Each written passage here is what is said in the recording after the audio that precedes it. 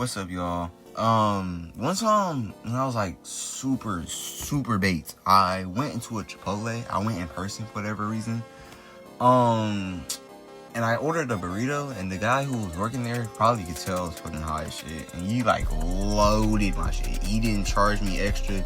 He just like made sure I was straight, bro.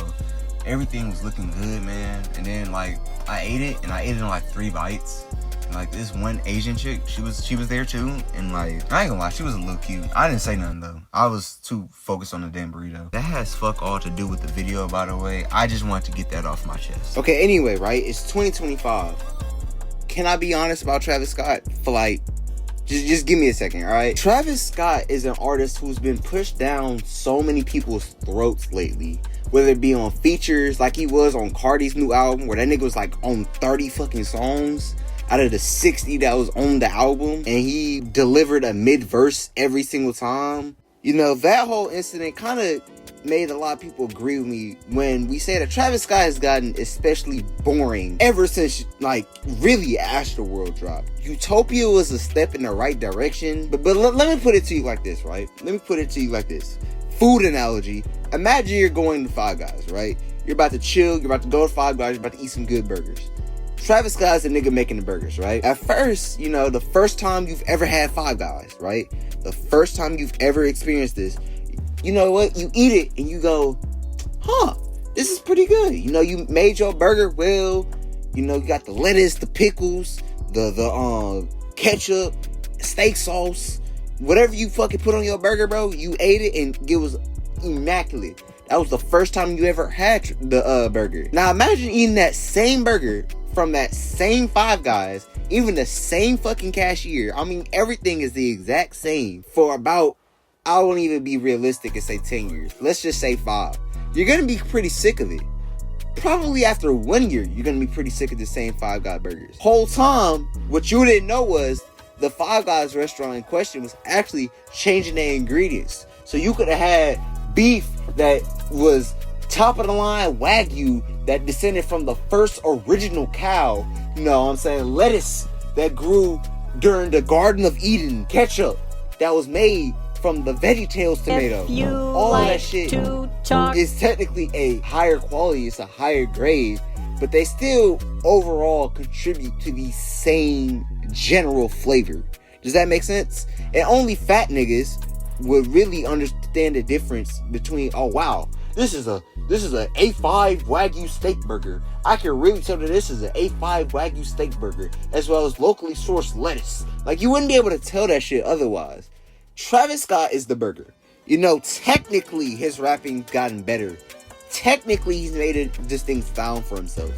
Technically this, technically that. He has made improvements and he has grown as an artist. But over time, he still kind of made the same product, I feel like. And it's not like that one product is bad. I'm just tired of hearing that one product. I'm tired of eating that same burger. And like I said earlier, I'm not the only one who believes this. After that 4x4 song that dropped, that I didn't even bother listening to, because I guarantee you I know what the fuck it sound like, everyone kind of had mixed reactions on it. Not because the song itself was bad, it's just that it was the most Travis Scott song of all time. And like I said, bro, this is 2025. Rodeo came out 10 fucking years ago. I was in the third grade when I heard Antidote for the first time, bro. And I bring that up to say, one, this nigga's music quality hasn't been greater than that in over 10 years.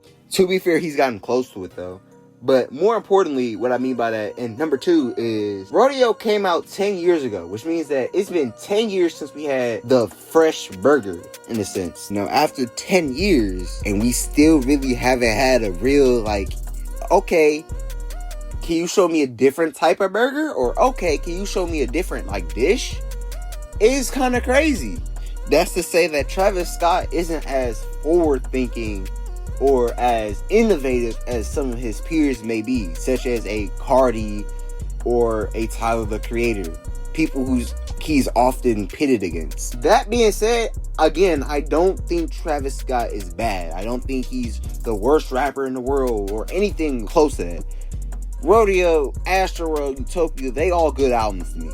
But when you kept getting force-fed that same burger over and over again. You might want to just kill the chef after a while, you know? You might just want to reach back there and Stone Cold Stunner that nigga into the griddle. And speaking against Stone Cold Stunner, the news about Travis Scott, and the reason why I even made this video in the first place, that whole front half is some shit I just needed to say. I felt like I needed to say. But the whole reason I made this video in the first place is that Pusha T just threw shots at Travis Scott. Now, I'm gonna put it on screen. I don't remember what the fuck he said. Okay. But I'm gonna be real with you. From what I remember, I don't think that this was that crazy. I don't think it was that insane. I don't think it was career ending or anything crazy. I just thought it was whatever. But me bringing this up isn't to say, oh my god, Pusha T just dissed Travis Scott. How will Travis Scott respond? How will he fight back? Find out next time. Dragon Ball Z. For me to milk this one subject into 5 fucking videos.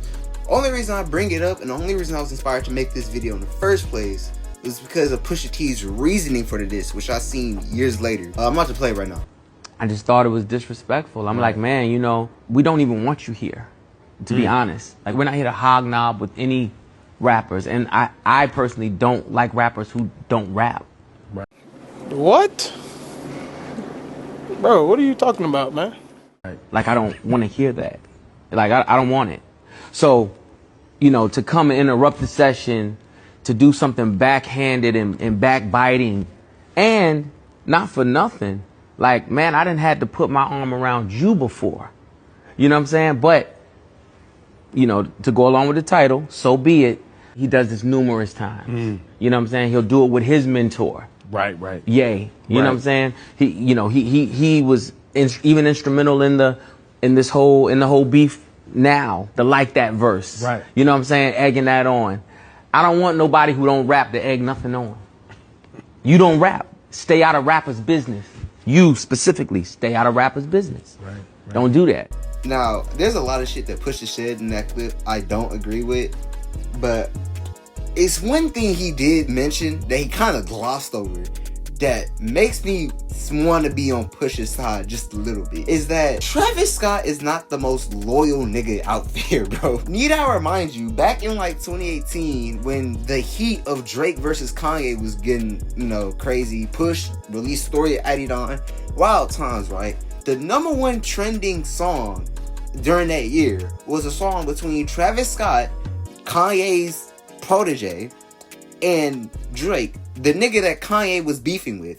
And in that same song, Drake makes a sneak diss towards Kanye in it. Travis heard that and was like, yo, this shit banging, bro. Put it on the album. I also couldn't find a clip for this, and quite honestly, I just ate, so I'm getting like a little bit of a case of the itis. But anyway, right? I couldn't find a clip of it, but Push also mentioned that he played Meltdown for both Pusha T and Pharrell, like face to face, but he excluded Drake's part where he like very explicitly disses Pharrell and like the whole crew.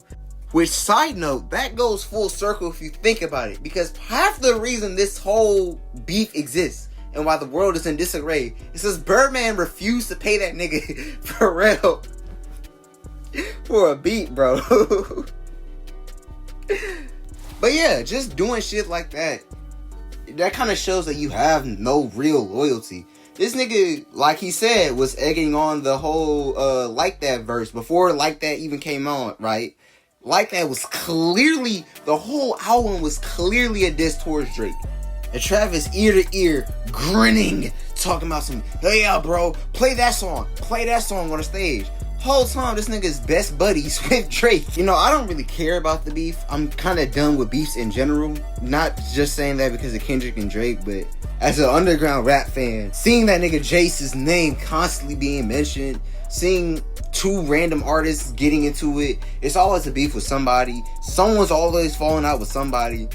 Quite honestly, I'm tired of it. But I say all that to say that Push does low-key make a valid point. Like, you can't sit up here and instigate something you know that's gonna affect your friend, and then sit up here and try to act all centrist and shit. Oh no, I'm on Travis' side. Need I remind you that one of his biggest songs of last year featured not one person who was against Drake, not 2 people who was against Drake, but 3 people who was against Drake, bro. 3 niggas. And now you got a feature on another nigga's song who's heavily affiliated with Drake. Make it make sense, bro. like I said, way back in 2018 when Astroworld dropped, you can't have a song where the feature is dissing your main mans, and then 3 tracks later have your main mans ghostwrite a song for you and produce a song for you. That's crazy to me. That's crazy to me. Travis Scott does not have any real loyalty. He doesn't have any real, I'm on this side, any real stance, because at this point, Travis Scott is a brand. It's an idea. The person Travis Scott is so boring because the brand of Travis Scott has to be in order to appeal to everybody. If he took a side in the beef, it'd be a whole crowd of people who wouldn't fuck with him. Whole half of people. So, you know, it is what it is. I mean, I get why he did it, but I don't know. I just feel like that's not the way to go. Me personally, I wouldn't have done that shit. Just like how I'm not finna die for no fucking Israel. Nigga, that nigga Trump lost his mind, bro. If you think I'm finna get bombed because of Israel. Baby Bill. Baby Bill. Baby Bill. Travel back on clothes, you for average hoes. If you hop off in, then you know he blast on.